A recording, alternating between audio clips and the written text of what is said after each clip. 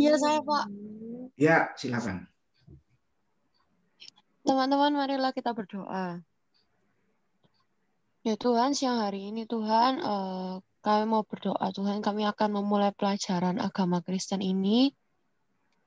Kami mohon berkatilah Pak Timotius dan teman-teman yang akan melakukan presentasi agar semuanya dilancarkan dari awal hingga akhir. Terima kasih Tuhan. Haleluya. Amin. Ya, terima kasih, Audrey.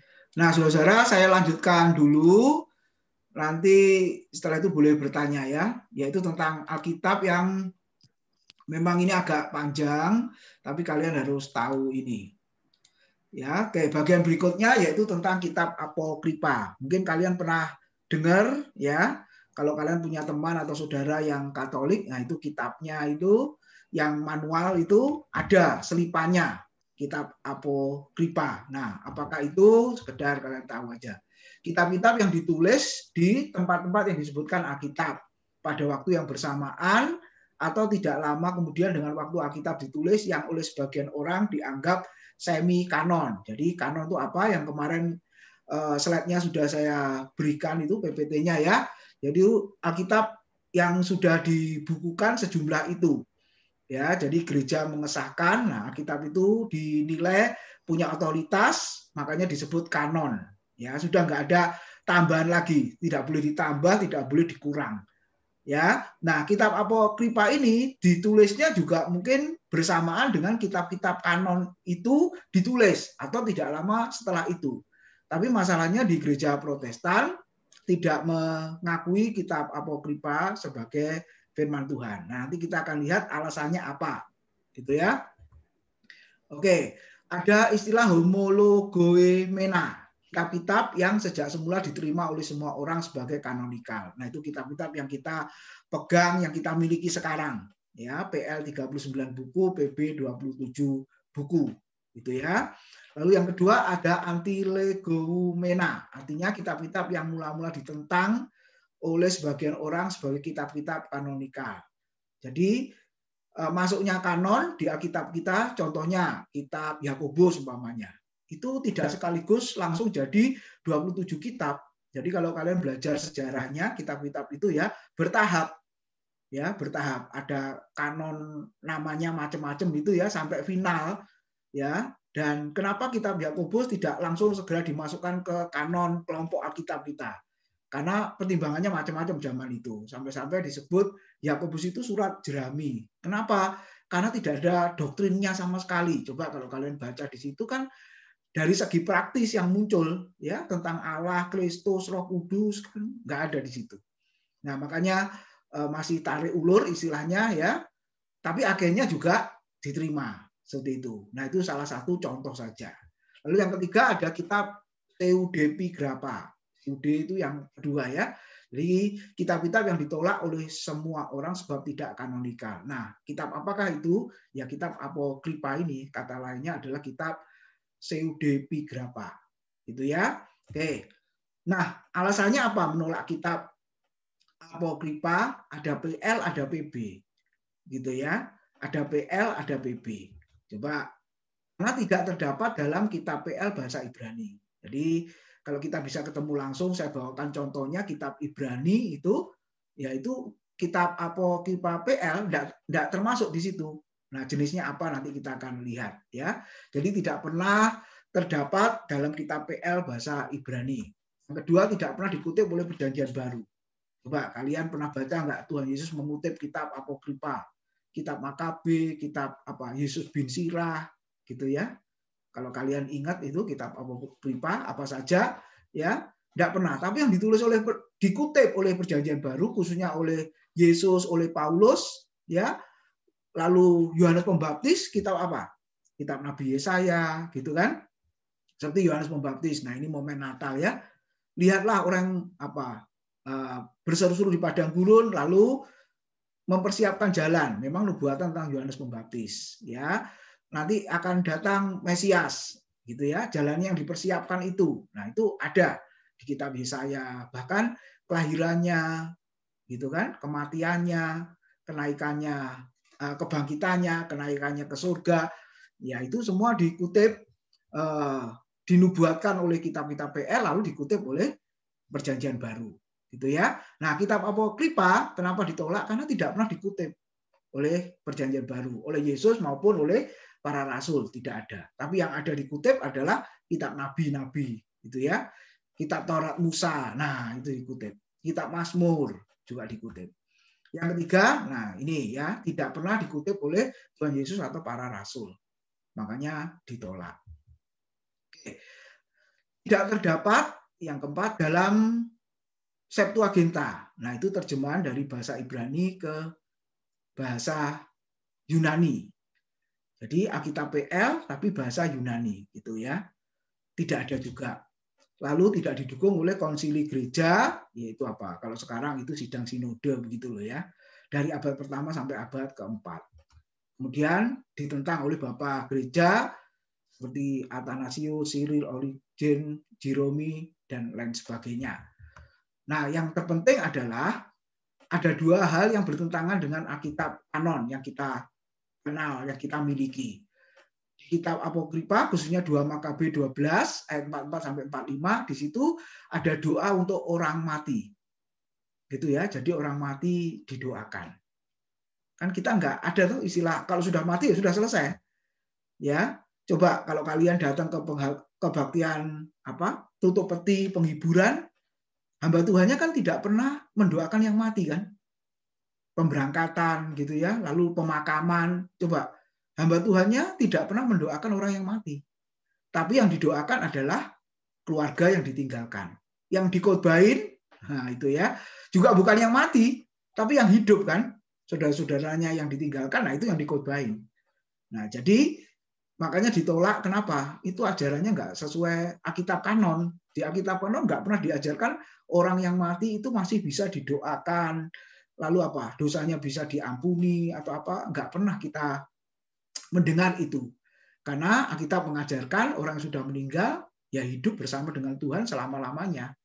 Udah nggak usah didoakan lagi karena sudah bersama dengan Tuhan, sudah selamat kalau percaya kepada Tuhan Yesus Kristus, sudah ya pasti bersama dengan Tuhan karena Tuhan yang menjanjikan toh kepada orang yang percaya kepada Dia. Nah, tapi kitab Apokripa itu mengajarkan doa untuk orang mati. Bahkan kitab Tobit 12 ayat 9 di situ dijelaskan tentang keselamatan melalui perbuatan. Nah, ini kan berbeda, bertolak belakang dengan ajaran Alkitab kanon. Efesus pasal 2 ayat 9, ayat 8 dan 9. Keselamatan bukan melalui perbuatan, tapi keselamatan melalui iman. Tapi keselamatan itu berdasarkan anugerah, kasih karunia melalui iman, bukan melalui perbuatan.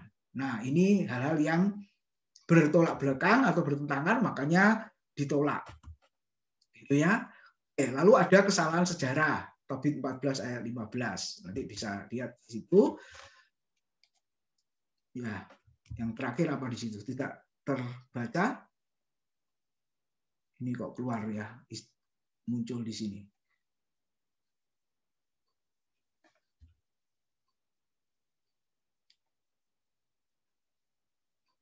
Oke, tidak ada klaim inilah firman Tuhan.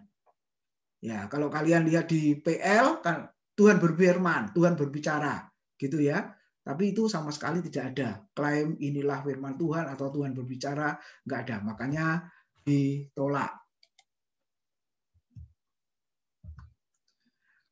Oke, yang PL, yang PB juga ya.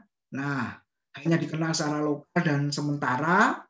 Kemudian status yang tertinggi hanya semi kanon, bukan kitab kanon ya. Tidak ada konsili gereja yang menegaskan dan menggolongkannya dengan kanon perjanjian baru.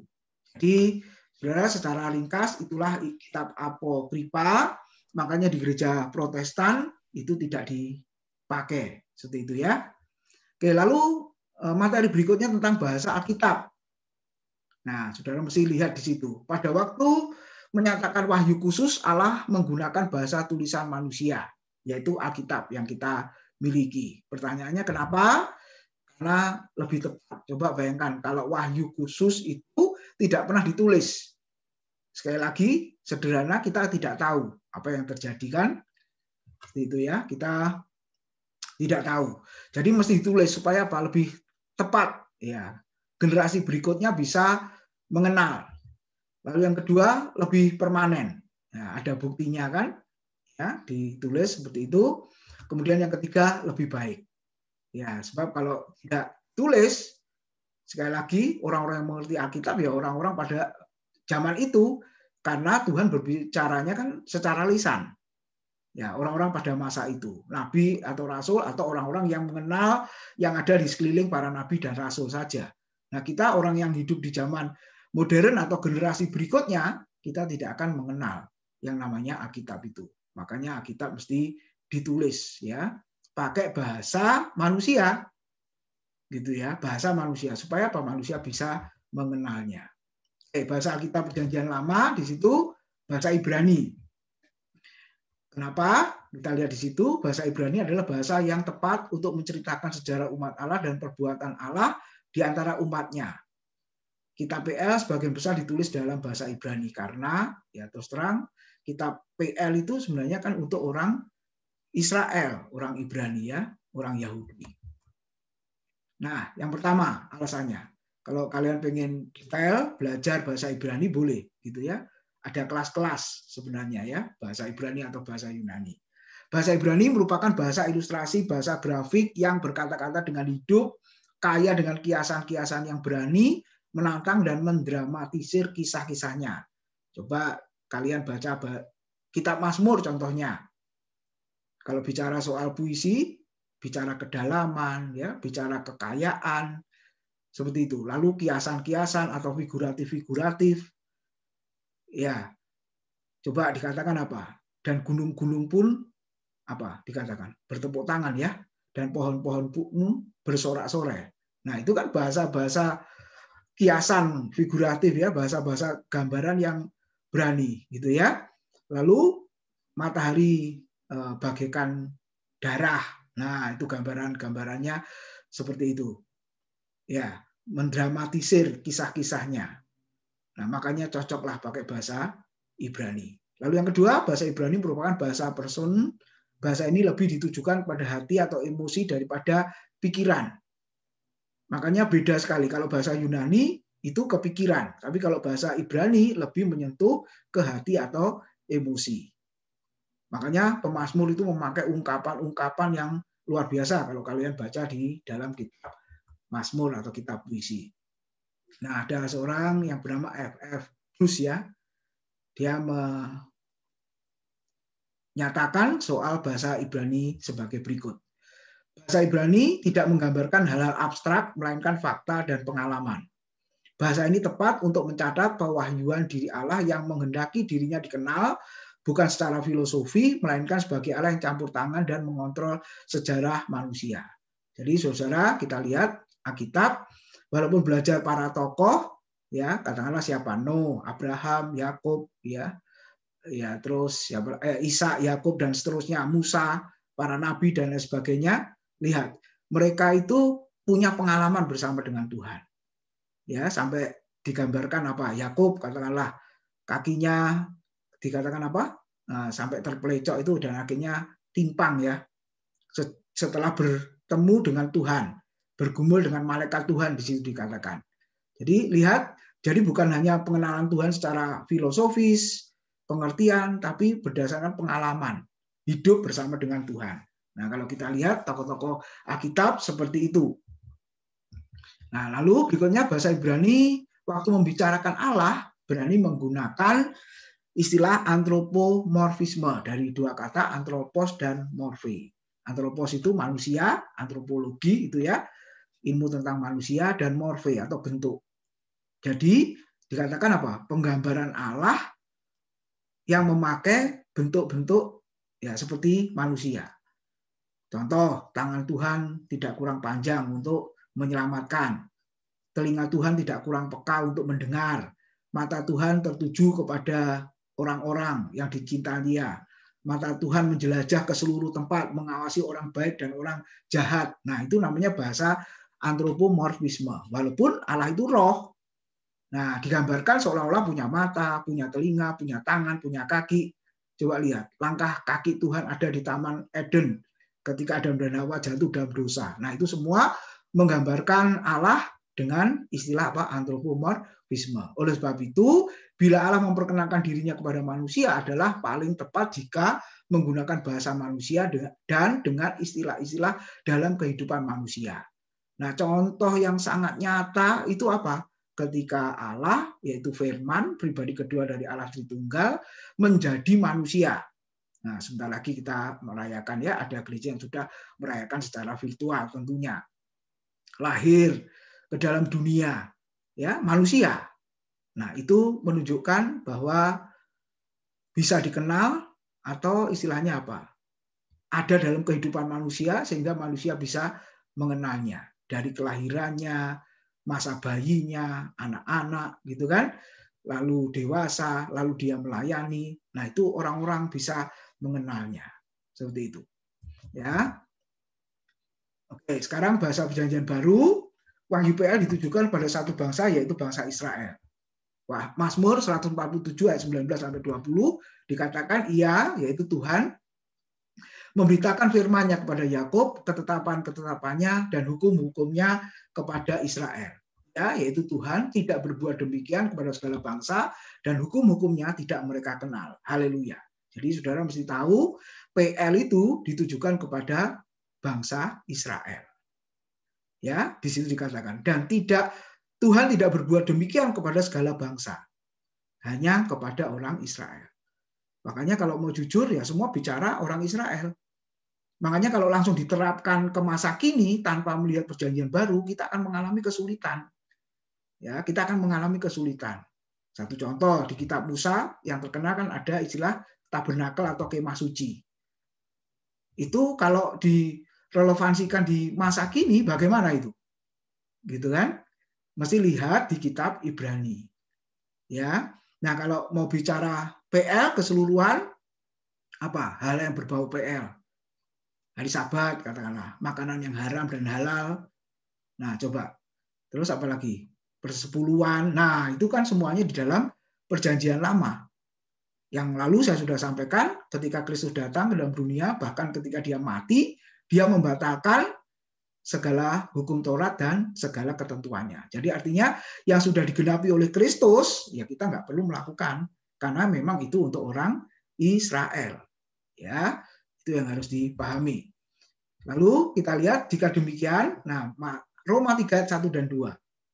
Jika demikian, apakah kelebihan orang Yahudi dan apakah gunanya sunat? Banyak sekali dan di dalam segala hal. Pertama-tama, sebab kepada merekalah, yaitu pada orang Yahudi, dipercayakan firman Allah. Itu hubungannya di Mazmur 147 ayat 19 dan 20.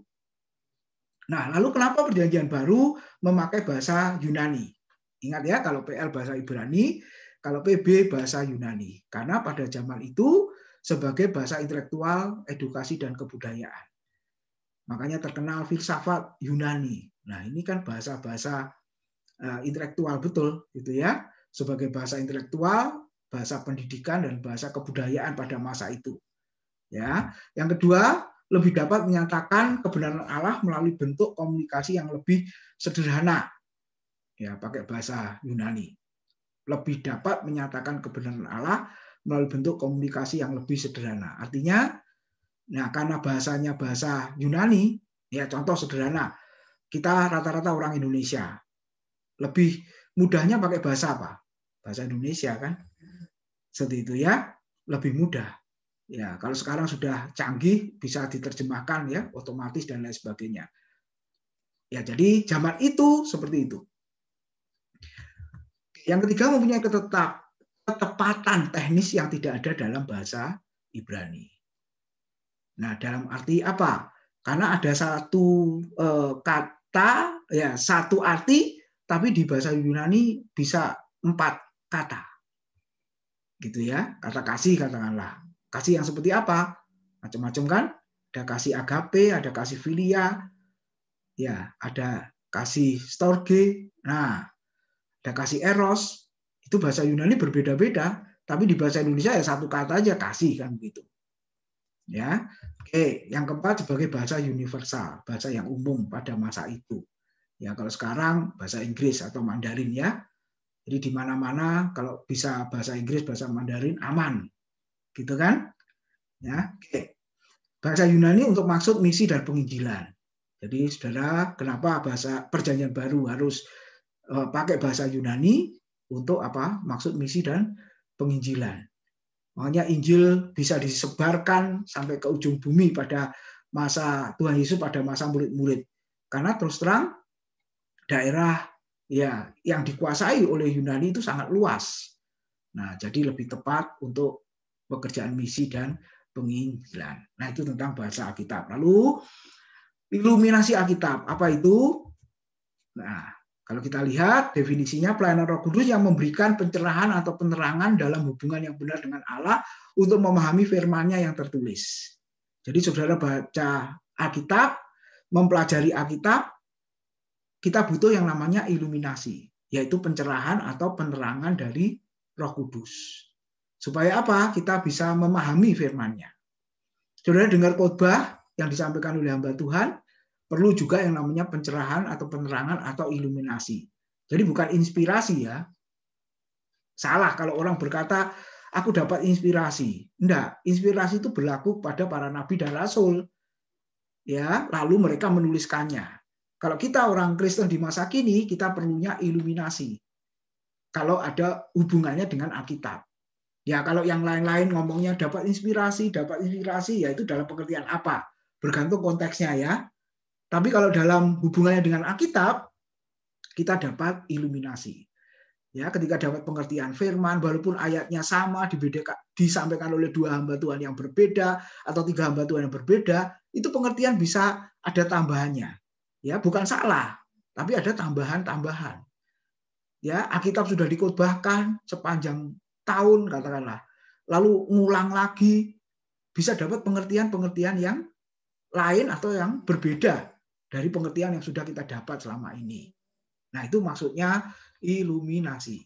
Nah, diberikan oleh Yesus dan diberikan oleh Roh Kudus. Kalau kalian baca Lukas 24, 13 sampai 45, ya itu Kleopas dengan temannya itu enggak ngerti. Ya, enggak ngerti kitab suci. Gitu kan? Makanya Alkitab mengatakan ada selubung. Nah, selubung harus disingkapkan. Lalu Yesus mengajar. Yesus berbicara di perjalanan ke Emmaus sambil menjelaskan ya isi kitab suci itu apa. Ternyata semua bicara tentang Kristus. Dari PL awal kitab Taurat sampai kitab para nabi akhir, Maleakhi semuanya bicara tentang Kristus. Nah, akhirnya kan Kleopas dengan temannya ini bisa mengerti seperti itu ya. Lalu Roh Kudus yang mengingatkan, yang mengajarkan, yang memberitahu tentang kebenaran tentang Kristus itu. Nah, hari ini, saudara, kalau engkau belajar Alkitab, pendidikan agama Kristen pun juga Roh Kudus menolong kita supaya kita bisa mengerti. Oke, apa kepentingannya bahwa kita perlu iluminasi Alkitab? Ya, karena adanya kegelapan. Kegelapan apa? Ya, adanya kebutaan karena pengaruh daging. Apa itu? Coba 2 Korintus 4 ayat 3 dan 4. Dikatakan apa? Jika Injil yang kami beritakan masih tertutup juga, maka ia tertutup untuk mereka yang akan binasa, yaitu orang-orang yang tidak percaya, yang pikirannya telah dibutakan oleh ilah zaman ini, sehingga mereka tidak melihat cahaya Injil tentang kemuliaan Kristus yang adalah gambaran Allah. Lihat, berapa banyak orang Kristen sekalipun ketika melihat Alkitab, ya melihat Kristus apa tidak? Ketika mempelajari Alkitab, mempelajari Injil tentang kemuliaan Kristus, ketemu Kristus apa tidak? Nah, kenapa tidak bisa ketemu? Karena dikatakan apa? Telah dibutakan oleh ilah zaman atau si iblis. Makanya perlu iluminasi, pencerahan supaya disingkapkan, dibukakan selubung itu sehingga kita bisa mengerti. Nah, itu yang penting. Kalau saudara belajar Alkitab, ya belajar firman Tuhan, tidak ketemu Kristus, berarti perlu penyingkapan, perlu pencerahan, ya penerangan itu. Ya, karena seolah-olah kita masih dibutakan atau bahasa Alkitab ada selubung, ada selaput yang menutupi. Nah, kita belum tua ya. Kalian masih umur 20-an. Nanti kalau sudah tua, istilahnya apa? Operasi katarak. Loh, kenapa? Karena nggak kelihatan, Pak. Ada kataraknya, makanya perlu diambil. Nah, itu bagaikan selubung, perlu diambil, perlu diangkat. Supaya apa? Bisa melihat dengan jelas. Nah, itu pekerjaan siapa? Kalau di dalam hubungannya mengerti firman, pekerjaan Roh Kudus. Nah, cara untuk mendapatkan iluminasi atau penerangan tadi, saudara, adalah murni anugerah Tuhan. Coba baca satu ayat, Matius 13 ayat 11. Oke, Imelda Saron boleh baca Matius 13 ayat yang ke-11.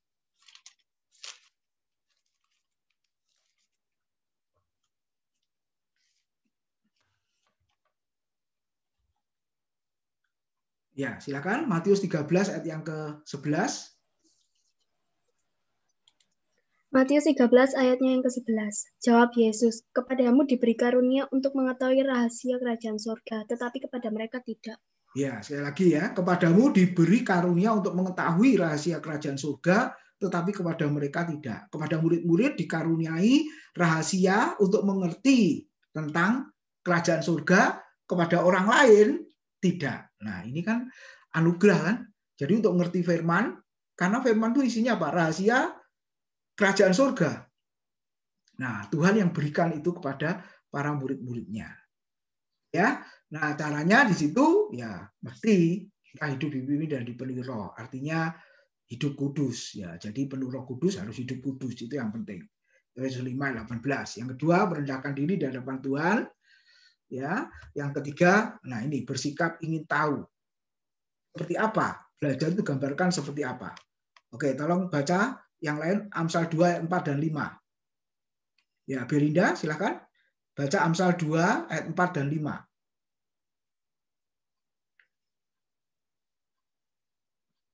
Orang yang belajar digambarkan seperti apa?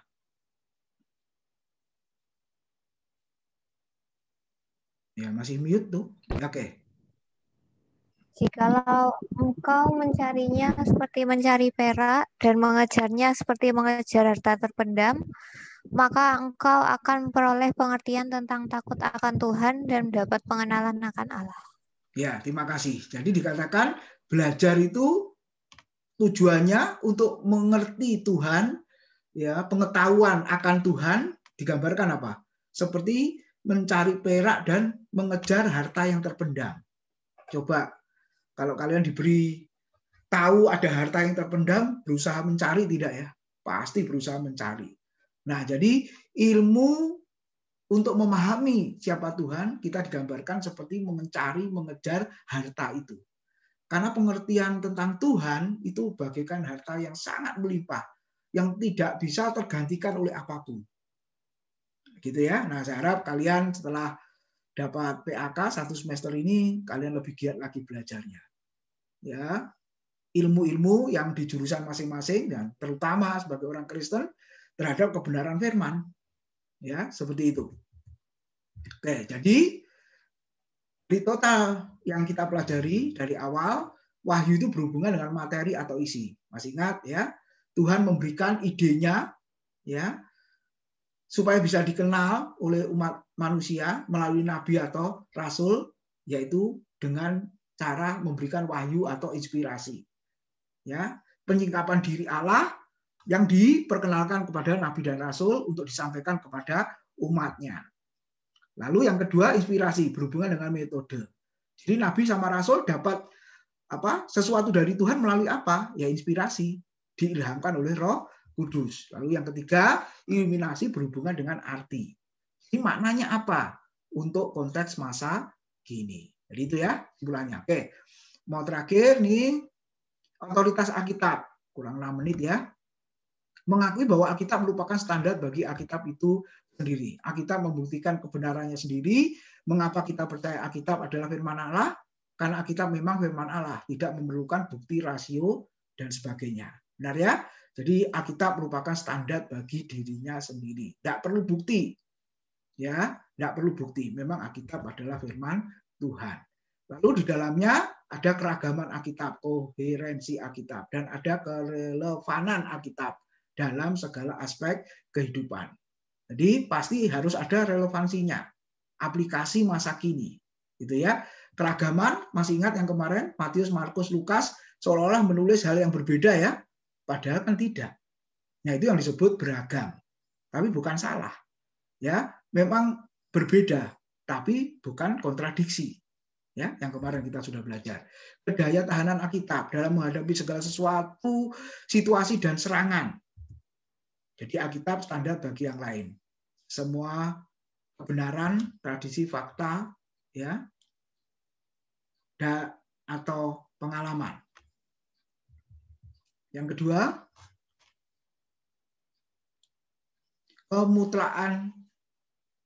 kemutlakperluan Alkitab.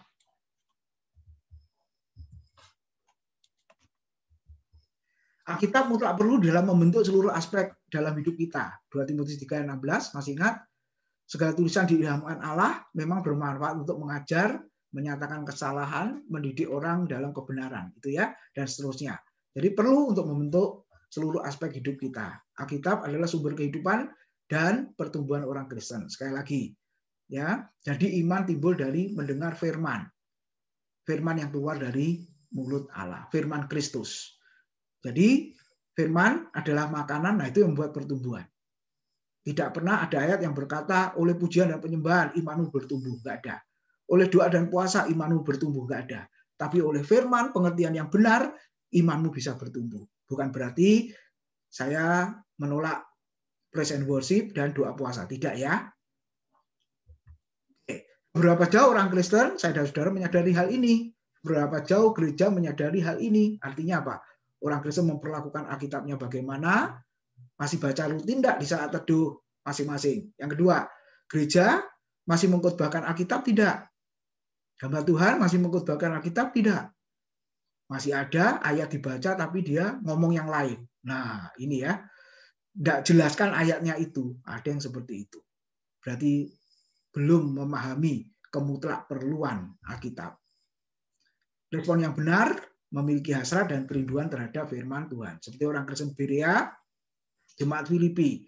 Nanti baca Kisah Rasul 17 ayat 10 sampai 11, Filipi 1 ayat 5. Dikatakan orang Berea itu setiap hari menyelidiki kitab suci. Apakah yang disampaikan Paulus dan Silas benar apa tidak? Luar biasa kan? Jadi hamba Tuhan besar sekali Paulus dan Silas itu pun diteliti ajarannya sesuai Alkitab apa tidak. Nah, saudara berani enggak? Ada hamba Tuhan terkenal, ajarannya diteliti sesuai firman apa tidak? Apa pasti benar? Belum tentu. Kalau nanti diteliti, dikoreksi, ya, dikritik, oh jangan ganggu biji matanya Tuhan ya. Nah, mungkin kita digitukan. Biar urusannya sama Tuhan. Betul urusannya sama Tuhan. Tapi karena dia ngajarnya khotbahnya sama kita, ya urusannya sama kita kan. Seperti jemaat Berea itu loh, dan Filipi. Punya persekutuan dalam berita Injil, itu jemaat Filipi. Sejak aku datang sampai sekarang ini, sekitar 10 tahun bersekutu dalam firman. Nah, itu luar biasa ya. Oke. Lalu yang ketiga, Alkitab ya dipahami. Alkitab itu jelas untuk dipahami oleh orang percaya. Siapakah yang boleh membaca Alkitab? Nah, makanya reformasi muncul. Karena mau mereformasi bahwa Alkitab untuk semua orang percaya. Semua orang percaya harus mengerti Alkitab, bukan hanya pimpinan-pimpinan gereja saja. Ya, sebelum itu hanya pimpinan gereja saja yang tahu Alkitab, yang ngerti Alkitab. Jemaat nggak tahu. Tapi reformasi muncul, Alkitab untuk semua orang. Jemaat boleh membaca, boleh mengertinya. Nah, responnya harus bagaimana? Bertekun di dalam mempelajari Alkitab. Ya. Mengenal Allah sama dengan mengenal Tuhan dan mengenal Alkitab. Jadi kalau seseorang ingin mengenal Tuhan, harus mengenal Alkitab. Ingin mengerti Yesus dengan benar, harus mempelajari Alkitab. Kita akan ketemu Yesus yang benar. Kalau saudara pengen ketemu Yesus, memahami Yesus yang benar, tapi nggak mau baca Alkitab, baca buku yang lain, nanti nggak akan ketemu Yesus yang benar. Nanti Yesus yang lain. Ya, nah seluruh bagian Alkitab tidak tergantikan di dalam membentuk seluruh aspek kehidupan. Alkitab sumber prinsip hidup dan nasihat yang diperlukan di dalam hidup ini. Jalan kemana Alkitab berjalan berhenti ketika Alkitab berhenti. Fokusnya kita harus tetap kepada Alkitab. Jadi kesimpulannya Alkitab sudah final dan tidak ada tambahan yang lain. Oke, sebentar lagi habis ya. Kita lanjut.